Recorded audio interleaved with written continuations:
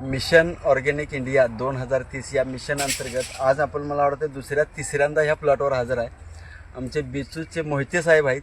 मोहिते साहेबांचा हा पपई या पिकाचा प्लॉट आहे. आता पिकाची व्हरायटी कुठली, किती दिवसाचं पीक आहे, फळांची परिस्थिती काय आहे, झाडाची परिस्थिती काय आहे आणि ह्या मिशनमध्ये सहभागी होऊन काम केल्यानंतर जमिनीमध्ये काय बदल झाला, पिकामध्ये काय बदल झाला, खतांचा खर्चामध्ये किंवा कीटकनाशकसाठी काय काय पूर्ण घडामोडी आत्तापर्यंत झाल्या सगळं आपण साहेबांच्याकडून ऐकून घेणार आहे.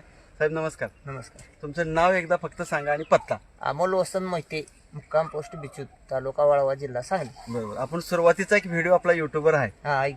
त्या व्हिडिओमध्ये आपण त्या व्हिडिओ होऊसपर्यंत कीटकनाशक म्हणून बाहेरनं काय आणून वापरलेलं नव्हतं. आपण मातीचं कीटकनाशक तयार करून फवारलं आतापर्यंत. खालचं आपण न्यूट्रिशन ॲग्रो बुस्टर आणि त्याच्याबरोबर NPK देत राहिलो. नायट्रोजन आतापर्यंत आपण काय दिलेलं तरी सुद्धा झाडं आपली काय झाली, वाढले. आता ह्या आपल्या मिशन मध्ये हे ट्रीटमेंट तुम्ही घेतल्यानंतर आता जवळजवळ 9 महिन्याची बाग आपली आहे. 9 महिन्याची. तर तुम्हाला काय समाधान वाटतंय, काय फरक वाटतोय, काय बदल वाटतंय बघता फक्त तिकडे बघून सांगा. नाही 9 महिन्याची बाग आहे, पण माझ्या बरोबरच्या बागा काढून टाकल्या माणसाने काढून टाकलेले आहे. त्याचे म्हणजे व्हायरसनच गेली ती बाग गेली. आपण गेलो होतोच बागायची बघा. त्याने काढून टाकली.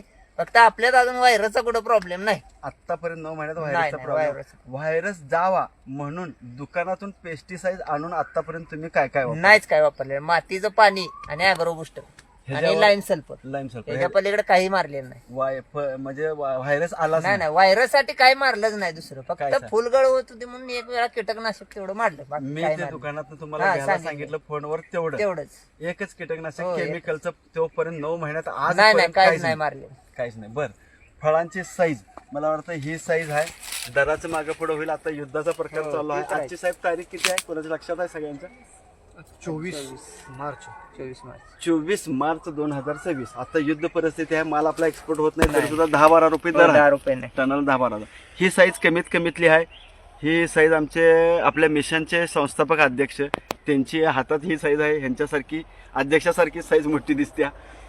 त्या ताई आहेत त्यांच्याकडे सुद्धा ती साईज आहे. तर ह्या साईज किंवा आता ही वल्ली जर आपण साईज बघितली साहेब, खाली माल पाडाला आलाय म्हणजे आपल्याला हार्वेस्टिंग करण्यासारखा जो माल आहे पूर्ण बागेत जर दिसलं तर किडल्याला कुजलेला असा माल कुठं दिसला, कुठंच दिसत. किडलेला अजून टाकून दिलेलं नाही. हार्वेस्टिंग उलट आमच्याकडे जरा लेट झाले. आता हार्वेस्टिंगला आलोय खरं आपल्याकडनं लेट झालं. लेट झालं. आता नाही म्हटलं तरी टन भर निघल. हो, टन निघत. टन जादाच होईल. टनाला जास्त होईल. टन भर जरी धरलं तरी भरपूर झालं. परत मला वाटतं 10 दिवसानं परत 10 दिवसानं असं जवळजवळ 9 महिने आपलं चालणार आहे. आणि 9 महिन्यापर्यंत माझा आज अंदाज आहे बघा 150 टनापेक्षा जास्त माल निघल. सरासरी दराचा हिशोब जर घातला तर खरोखर शेतकरी श्रीमंत झाला तरच देश श्रीमंत होईल. हे अभियान सक्सेस होताना मी डोळ्यानं आता बघू शकतो, तुम्ही बघू शकता, हे साहेब बघू शकता. कारण लोकांच्या बागा गेल्या बरोबर, आपली बाग गेलेली नाही. ह्या टोटल प्लॉट मधले मला वाटतं 5-7 झाडं मेली असतात. 5-7 झाडं मेली. ती काय आता तिकडले काय खाल्ले ते सायाळ आणि कुठं पुरतले त्याच्यामुळे गेलं. कुठे गेले लय काय झाडांचं नाही, तोटा झाला. नुकसान नाही. सगळी झाडं शेत आहेत.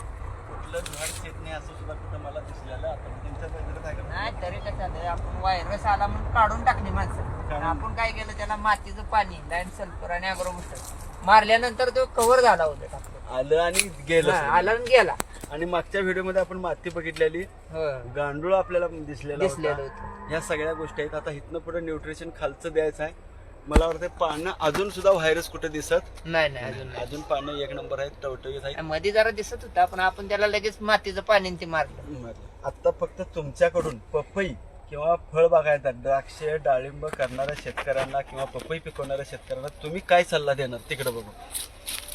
खतीब साहेबांची ट्रीटमेंट एक नंबरची आहे. त्यांच्याकडं त्यांचं जे ॲग्रो बुस्टर आहे आणि ते जे सांगतायत मातीचं पाणी, हे आम्ही सुद्धा सांगतोय. उलट त्यांचा प्रचार आम्ही करतोय. मला जर कोणी विचारलं तर मी सांगतो काय केलंय, तर मी सांगतो मातीचं पाणी फक्त आपण मारलंय, बाकी काही केलेलं नाही. कीटकनाशक अजून ते नाही कुठलं, एकदाच मारलं एवढंच.